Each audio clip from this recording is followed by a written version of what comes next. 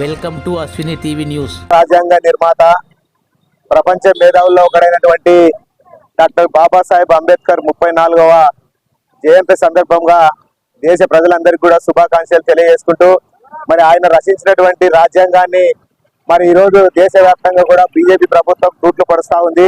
మరి రాజ్యాంగాన్ని తూట్లు పొడిచే విధంగా మరి కేంద్ర ప్రభుత్వం అవలంబిస్తుంది. కాబట్టి దళిత వర్గాలకు, మైనారిటీ వర్గాలకు, ముస్లిం వర్గాలకు, వెనుకబడ్డ జాతులకు ఈ యొక్క కేంద్ర ప్రభుత్వం ఇచ్చినటువంటి రాజ్యాంగంలో కల్పించినటువంటి హక్కులని ఈరోజు కాలరాస్తా ఉంది. కాబట్టి తక్షణమే ఈ రాజ్యాంగాన్ని తూట్లు పొడిచే విధానాన్ని వెనక్కి తీసుకోవాలని కూడా ఈ సందర్భంగా డిమాండ్ చేస్తా ఉన్నాం. లేని పక్షంలో భవిష్యత్తులో దళిత, వెనుకబడ్డ మైనారిటీ వర్గాల్ని కలుపుకొని ఆందోళన కార్యక్రమాలు కూడా చేస్తామని కూడా ఈ సందర్భంగా, జయంతి సందర్భంగా కేంద్ర ప్రభుత్వాన్ని హెచ్చరిస్తా ఉన్నాం.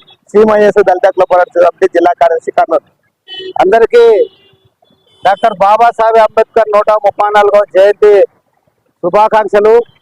ఈరోజు ప్రపంచ మేధావుల్లో ఒకరైనటువంటి డాక్టర్ బాబాసాహెబ్ అంబేద్కర్ ఈ భారతదేశ రాజకీయ సమాజంలో సామాజిక న్యాయం జరగాలని, ఆర్థిక న్యాయం జరగాలని, అదేవిధంగా రాజకీయ న్యాయం జరగాలని, అట్టడుగు వర్గాల శ్రేయస్సు కోసం భారత రాజ్యాంగంలో పొందుపరిచినటువంటి అనేకమైనటువంటి హక్కులు ఈరోజు మనల్ని పరిపాలన చేస్తున్నటువంటి బీజేపీ ప్రభుత్వం ఈ భారతదేశ రాజ్యాంగాన్ని మార్చాలని, రాజ్యాంగంలోనే సామ్యవాద అనే పదాన్ని తీసేయాలని చెప్పేసి, సమానత్వం అని తీసేయాలని చెప్పేసి ఈరోజు భారత రాజ్యాంగానికి విరుద్ధంగా ఈరోజు బీజేపీ ప్రభుత్వం మరి తన విధానాలని, మతోన్మాద విధానాలను అనుసరిస్తుంది.